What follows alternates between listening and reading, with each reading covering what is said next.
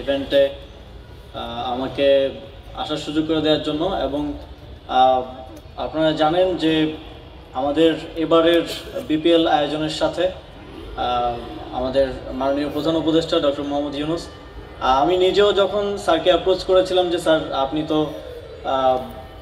Olympic সহকারে আরও অনেক বড় বড় ইভেন্টের ডিজাইনে ইনপুট দিয়ে থাকেন, তো আমাদেরকে যদি একটু ফেসিলিটেট করেন। তো আমি তখন এতটা আশা করি নাই যে স্যার এতটা ইনভলভ হবেন পার্সোনালি, এবং স্যারের টিম সহকারে আমার থেকেও বেশি ইনভলভ ছিলেন। এবং ইভেন থিম সংয়েও স্যার কয়েকটা লাইন নিজে লিখে দিয়েছেন। তো স্যারকে অবশ্যই অনেক অনেক ধন্যবাদ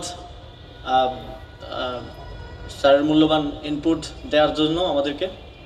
এবং বিসিবি সেটাকে অনেক সিরিয়াসলি নিয়ে খুব সুন্দরভাবে সেটার বাস্তবায়নটা করেছে, সেজন্য বিসিবিকে অসংখ্য ধন্যবাদ।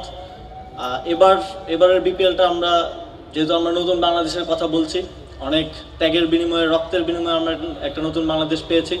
সুতরাং সব কিছুকে আমরা নতুনভাবে সাজাতে চাই, নতুনভাবে রিফর্ম করতে চাই।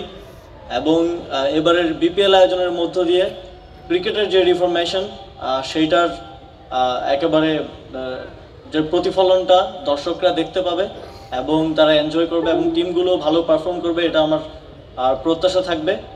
এবং অবশেষে আবারও সবাইকে অনেক অনেক ধন্যবাদ এফোর্ট দেওয়ার জন্য। এবং এই নতুনভাবে বিপিএল সহ নতুনভাবে বাংলাদেশ ক্রিকেটের যে যাত্রাটা শুরু হয়েছে তার সর্বাঙ্গীন সাফল্য কামনা করে আমার বক্তব্য শেষ করছি। ধন্যবাদ।